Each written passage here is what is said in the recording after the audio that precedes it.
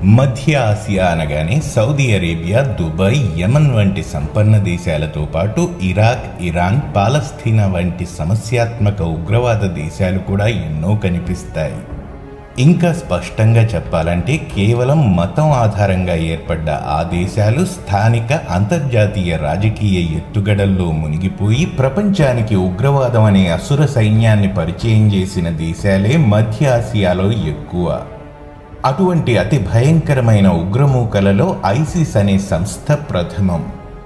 ఈ సంస్థకు చెందిన ఎవరికైనా అన్యమతస్థులు కనిపిస్తే మగవారిని చంపేయడము, వయస్సులో ఉన్న ఆడవారైతే మానాన్ని హరించి డబ్బుల కోసం అమ్మేయడమో చేస్తారు. ఇలా చెప్పుకుంటూ పోతే వారు చేసే అకృత్యాలకు అంతే లేదు. అలాంటి నరరూప రాక్షసమూక అడ్డాగా చేసుకున్న ఇరాక్ దేశంలో ఒక సమూహం తమకు ప్రత్యేక దేశం కావాలని అడుగుతోంది. అది కూడా ఒక హిందూ దేశం కావాలని చాలా ఏళ్లుగా అంతర్జాతీయ సమాజాన్ని డిమాండ్ చేస్తోంది. ఈ మాటలు వినగానే అమెరికా సైతం భయపడే నరరూప రాక్షసుల వంటి ఐసిస్ ఉగ్రవాదులుండే ఇరాక్లో అసలు హిందువులు ఎందుకున్నారు? అది కూడా చుట్టూ ఇస్లామిక్ దేశాలతో నిండి ఉన్న మధ్య ఆసియా నడిబొడ్డున ఒక హిందూ రాజ్యం కావాలని ఏ ధైర్యంతో వారు డిమాండ్ చేస్తున్నారు? ఇంతకీ ఆ సమూహం పేరేంటి? చరిత్రకారులు చెబుతున్నట్లు వారికి సుబ్రహ్మణ్య స్వామికి ఉన్న సంబంధం ఏమిటి? అంత దూరంలో హిందూ నాగరికత ఇంకా ఎలా బ్రతికి ఉంది వంటి ఎన్నో సందేహాలు కలుగుతాయి. మరి ఆ ప్రశ్నలన్నింటికీ సమాధానాలు తెలియాలంటే ఈరోజుటి మన వీడియోను చివరిదాకా చూసి మీ అభిప్రాయాలను కామెంట్స్ ద్వారా తెలియజేస్తారని ఆశిస్తున్నాను. Voice of Mahidhar.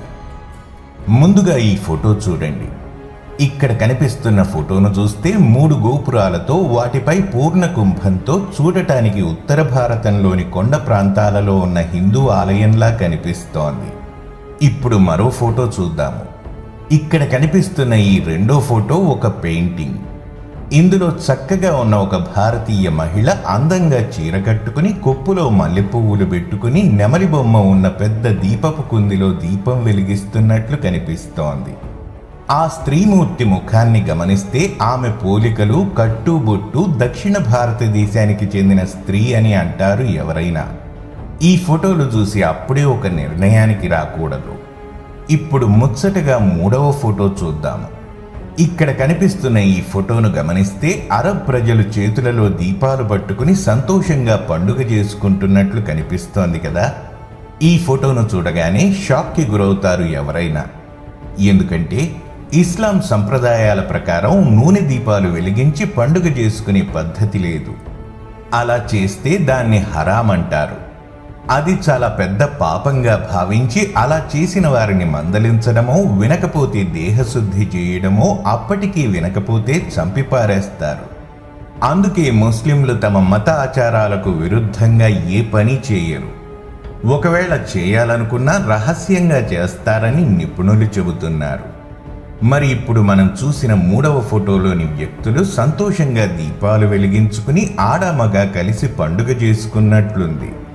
ఇక్కడ మరో షాకింగ్ విషయం ఏమిటంటే మనం ముందు చూసిన హిందూ ఆలయం లాంటి కట్టడం, దక్షిణ భారతదేశపు స్త్రీ వంటి పెయింటింగ్, ఈ రెండు ఆ దీపాలు వెలిగిస్తున్న అరబ్ ప్రజల దగ్గర ఉన్నవే. ఎక్కడో ముస్లిం మతాచారాలను నిష్ఠగా పాటించే అరబ్ల దగ్గర ఆ ఫోటోలు ఎందుకున్నాయనే సందేహం కలుగుతుంది. ఆ వింతల వెనుక అసలు నిజం తెలియాలంటే కొన్ని యుగాల నాటి ఒక భారతీయ గాథ తెలియాలి. అక్కడి వారికి పరమశివుడి తనయుడితో ఉన్న బంధం గురించి తెలియాలి. మధ్య ఆసియాలో విజృంభించిన ఇస్లాం మత వ్యాప్తి గురించి తెలియాలి.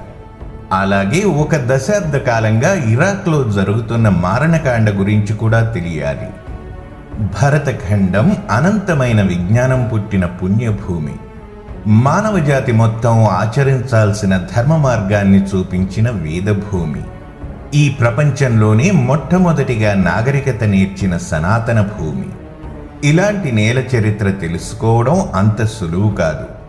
ఆ చరిత్ర లోతుల్లో దాగున్న ఒక కలికితురాయే యాజిదీల గాథ. ఎక్కడో మధ్యాసియాలో ఉన్న అతి సమస్యాత్మక ప్రాంతాలలో కొన్ని వేల ఏళ్లుగా జీవిస్తూ ఎన్ని కష్టాలు వచ్చినా, ఎంత మారణహోమం జరిగినా తమ ధర్మాన్ని వదలకుండా నిలబడిన ధీరులు వారు. ప్రస్తుతం వారు ఎక్కువగా ఇరాక్లోని మౌంట్ సింజర్ అనే ప్రాంతంలో నివసిస్తున్నారు. ఈ యాజిదీ మతస్థులు ఇరాక్, టర్కీ, సిరియా వంటి దేశాలలో కూడా ఉన్నారు. కుర్దిష్ భాషను మాట్లాడే వారి జీవన విధానం పూర్తి భిన్నంగా ఉంటుంది. చరిత్రకారులకు యాజిదీల మూలంపై కొంత అవగాహన ఉన్నా ఆ విషయాన్ని వారు పెద్దగా ప్రచారం చేయలేదు. అందుకు మన దేశంలో ఉన్న కుహనా మేధావి వర్గమే ప్రధాన కారణమని చెప్పవచ్చు. అయితే కొన్నేళ్ల క్రితం ఏప్రిల్ నెలలో యాజిదీ మతస్థులంతా కలిసి నూనె దీపాలు వెలిగిస్తూ సంబరాలు చేసుకునే వీడియో ఒకటి సోషల్ మీడియాలో బాగా వైరల్గా మారింది. ఆ వీడియోను చూసిన ప్రపంచం ముస్లింలు నూనె దీపాలతో సంబరాలు చేసుకోవడం ఏమిటని ఆశ్చర్యపోయారు. దాంతో కొంతమంది ఔత్సాహిక విలేకరుల వల్ల సోషల్ మీడియా పుణ్యమా అని వారు ఇస్లాం మతానికి చెందిన వ్యక్తులు కారని తెలిసి వచ్చింది. వారిని యాజిదీలుగా పిలుస్తారని, ఆ దీపాల పండుగ జరుపుకోవడానికి కారణం ఆ సమయంలో వారికి నూతన సంవత్సరం మొదలైందని తెలిసింది. పైగా వారి మూలాలు హిందూ మతానికి చెందినవని, అందుకే హిందువుల పద్ధతిలోనే వారు తరతరాలుగా ప్రతి సంవత్సరం ఏప్రిల్ నెలలోనే నూతన సంవత్సర వేడుకలు జరుపుకుంటారని వారే చెప్పుకొచ్చారు. సరిగ్గా గమనిస్తే మన దేశంలో నూతన సంవత్సర వేడుకలు జరుపుకునేది కూడా ఆ నెలలోనే. మరీ ముఖ్యంగా దక్షిణాది ప్రజలు ప్రతి సంవత్సరం జరుపుకునే ఉగాది పర్వదినం ఏప్రిల్ నెలలోనే వస్తుంది. అంతేకాదు, తమ ఆరాధ్య దైవం శివపార్వతుల పుత్రుడైన కార్తికేయుడని కూడా వారు తెలియజేశారు. వారి ప్రార్థనా మందిరాలను పరిశీలించిన వ్యక్తులకు అక్కడ కేవలం నెమలి బొమ్మ మాత్రమే ప్రధాన దైవంగా కనిపించింది. పైగా వారి ఆలయాల నిర్మాణం కూడా హిందువుల ఆలయాల ఆకారంలోనే ఉన్నాయి. మనం ముందుగా చూసిన రెండవ ఫోటోలోని స్త్రీ చిత్రం కూడా వారి ఆలయంలో చిత్రించినదే. ఎక్కడో ఇస్లాం మతంతో నిండిపోయిన మధ్య ఆసియాలో హిందూ మూలాలున్న యాజిదీ అనే తెగ ఇంతకాలం ఎలా కొనసాగింది, అసలు వారు అక్కడికి ఎలా వెళ్లారు అని ఆరా తీయగా కొన్ని షాకింగ్ నిజాలు తెలిసాయి. యాజిదీలు భరత ఖండానికి దూరంగా వెళ్లడం వెనుక 2 కారణాలను చరిత్రకారులు చెప్పుకొచ్చారు. కుమారి ఖండం అనే పేరు విని ఉంటారు. చరిత్రకారులు, జియాలజిస్టుల ప్రకారం కొన్ని యుగాలకు పూర్వం భారతదేశానికి క్రింద ఓ మహాఖండం ఉండేది. అది నేటి ఆఫ్రికా ఖండం కంటే పెద్దగా ఉండేదని జియాలజిస్టుల నమ్మకం. ఆ ఖండాన్నే భారతీయ చరిత్రకారులు కుమారి ఖండంగా పేర్కొంటే, పాశ్చాత్య చరిత్రకారులు మాత్రం లెమూరియా అనే పేరుతో పిలుస్తున్నారు. ఈ కుమారి ఖండం మన భారతదేశంతో కలిసి ఉండేదని, ఆ ఖండంలోని ఓ భాగమే రావణలంక అని చరిత్ర విదితం. కాలగమనంలో భూమి పొరల్లో వచ్చిన మార్పుల కారణంగా ఆ మహాఖండం సముద్ర గర్భంలో కలిసిపోయింది. అక్కడ నివసించిన వారిలో చాలామంది ప్రపంచం నలుమూలలకు వెళ్ళిపోయినట్లు, మిగిలిన వారు సముద్ర గర్భంలో కలిసిపోయినట్లు తెలుస్తోంది. అలా మన భరత భూమిని వదిలి వెళ్లి ఎక్కడో టర్కీలో సెటిల్ అయిన వాళ్లే ఈ యాజిదీలని ఒక వర్గపు చరిత్రకారులు భావిస్తున్నారు. ఆ కాలంలో ప్రపంచం మొత్తం ప్రకృతి ఆరాధకులే ఉండేవారు. అందులో అధిక శాతం హిందూ మతావలంబీకులు కాగా, మిగిలిన వారు కూడా సమాంతర సంప్రదాయాలను పాటించేవారే. అయితే కుమారి ఖండం మాత్రం అచ్చంగా హిందుత్వాన్ని పాటించిన ఖండమే అని చరిత్ర విదితం. పాశ్చాత్య చరిత్రకారుల వల్ల ప్రపంచం మొత్తం వ్యాపించిన సిద్ధాంతంలో మానవజాతి పుట్టుక, వ్యాప్తి ఆఫ్రికా ఖండం నుంచి జరిగిందని ఉంటుంది. ఈ సిద్ధాంతాన్నే చాలామంది నమ్ముతారు. కానీ మన శాస్త్రవేత్తలతో పాటు కొంతమంది పాశ్చాత్యులు కూడా లెమూరియాగా పిలువబడే కుమారి ఖండంలోనే మానవజాతి ఆవిర్భావం జరిగిందని, ఇక్కడి నుంచే మనుష్యులు ప్రపంచం మొత్తం వ్యాపించారని బలంగా నమ్ముతారు. అయితే ఇది 19వ శతాబ్దంలో ఆంగ్లేయులు బలపరిచిన ఆర్యన్ ఇన్వేజన్ థియరీని బలహీనపరిచే విధంగా ఉండడంతో అసలైన మానవ చరిత్రను, భారతీయ మహోన్నత చరిత్రను అణగద్రొక్కడానికి వారు చేయని ప్రయత్నం లేదు. ఇక చరిత్రకారులు నమ్ముతున్న రెండవ సిద్ధాంతం ప్రకారం యాజిదీలు తమిళనాడు, కర్ణాటక, కేరళ ప్రాంతాలకు చెందినవారని అంటారు. పూర్వం భారతీయులలో చాలామంది వ్యాపార నిమిత్తం సుదూర ప్రాంతాలకు వెళ్లడం, ఆయా ప్రాంతాలలోని ఆదిమ జాతి తెగలకు నాగరికత నేర్పించడానికి ఇలా అనేక కారణాల వల్ల వలసలు వెళ్ళేవారు. అలా వెళ్ళిన వారిలో ఒకరే ఈ యాజిదీలు. అయితే వీరు సామాన్య ప్రజలో లేక రాజ్యం పోగొట్టుకుని సుదీర ప్రాంతాలకు వలస వెళ్ళిన వారో కాదు. సకల విద్యలలో సిద్ధి పొందిన అపర మేధావులు, యోగి పుంగవులైన సిద్ధులు. చరిత్రకారులు సంపాదించిన ఆధారాల ప్రకారం యాజిదీ అంటే యా సిద్ధి అని తెలిసి వచ్చింది. తమిళ భాషలో యా అంటే దక్షిణం అని అర్థం, సిద్ధి అంటే సిద్ధులు అని. ఆ కాలంలో చాలామంది సిద్ధులు ముఖ్యంగా తమిళనాడు నుంచి తమ పరివారంతో, కొంతమంది అనుచరగణంతో కలిసి మధ్యాసియా వైపుకు వలస వెళ్ళారు. వారు మొదటగా ఆ ప్రాంతానికి వెళ్ళినప్పుడు వారు దక్షిణం నుంచి వచ్చిన సిద్ధులు గనుక వారిని యా సిద్ధి అని పిలిచారు. కాలాంతరాలలో యా సిద్ధి కాస్త యాజిదీగా మారిపోయింది. అలా ఆనాడు అక్కడికి వెళ్ళిన వారంతా ప్రధానంగా కార్తికేయుడిని ఆరాధించేవారు. కాలాంతరాలలో వచ్చిన ఎన్నో మార్పులలాగానే వారు నెమ్మదిగా కార్తికేయుడి వాహనమైన నెమలిని పూజించడం మొదలుపెట్టారు. అందుకు ఒక కారణం కూడా ఉంది. మన సనాతన ధర్మంలో సప్త ఋషుల స్థానం విశేషం. యాజిదీలు పూర్వం దక్షిణం నుంచి వెళ్ళిన సిద్ధులు గనుక వారు ఆ ఋషులను కూడా పూజించేవారు. ఋషి పూజ, గురు పూజ అనేది సనాతన ధర్మంలో ఓ ముఖ్య సూత్రం. మానవాళి జీవన విధానాన్ని సరైన మార్గంలో నడిపించే మహనీయులే ఋషులు, గురువులు. అందుకే వారికి తల్లిదండ్రుల తరువాత అంతటి స్థానం ఇవ్వబడింది. అదేవిధంగా ఈ సిద్ధులు కూడా ఆ పనే చేయడం మొదలుపెట్టారు. అయితే కాలగమనంలో కొత్త మతాలు పుట్టుకొచ్చి కొత్త ఆచార పోకడలు తెచ్చాయి.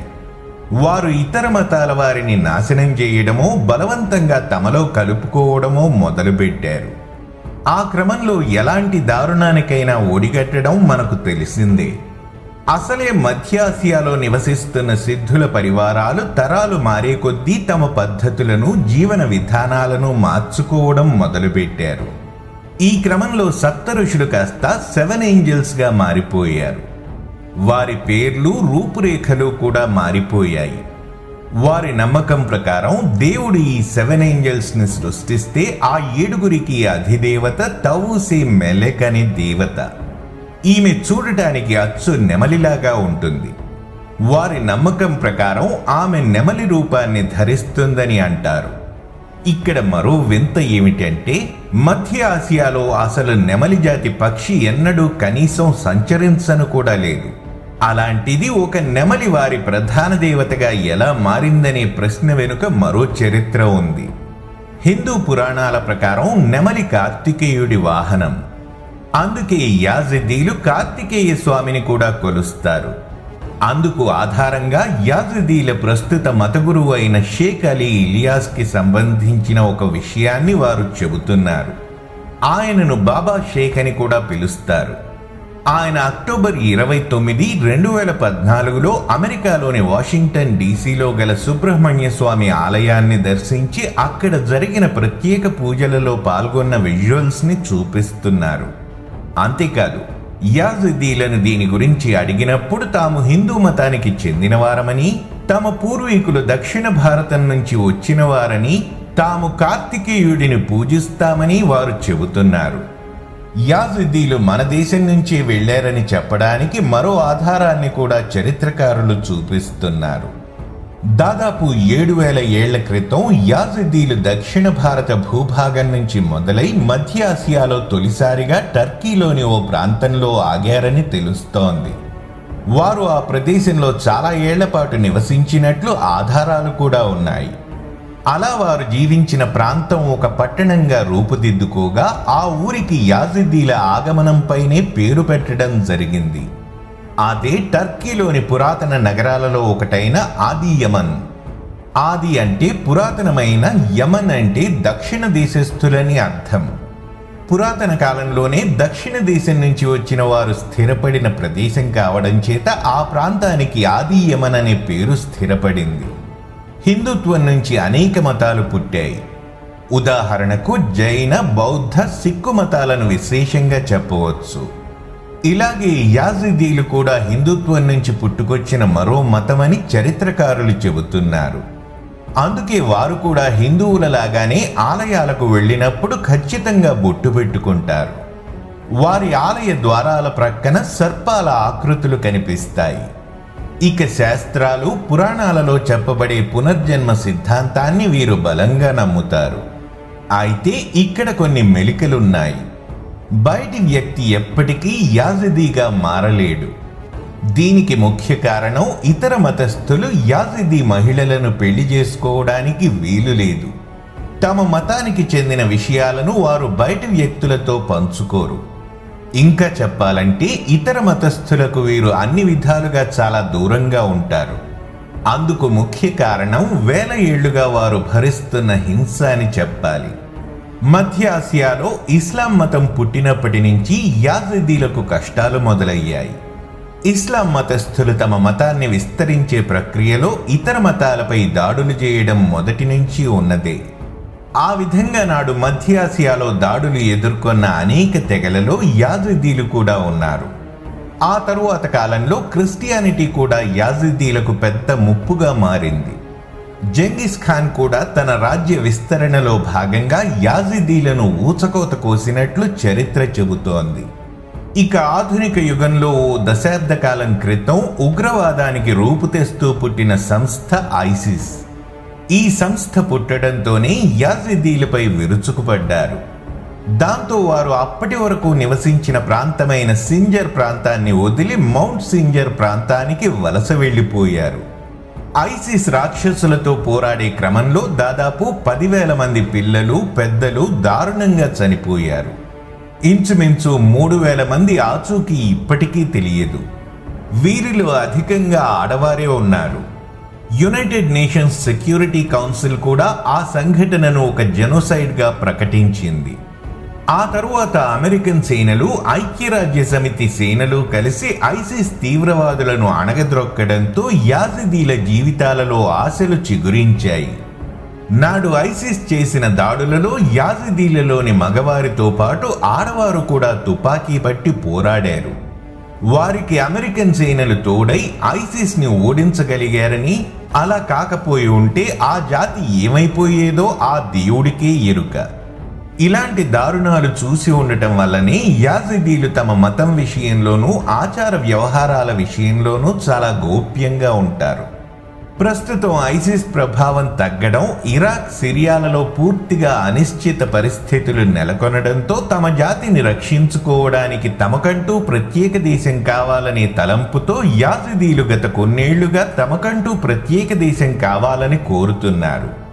ఈ నేపథ్యంలో తమ హిందూ దేశ ప్రయత్నానికి మద్దతుగా ఉండమని యాజిదీలు భారత ప్రభుత్వాన్ని కోరారు.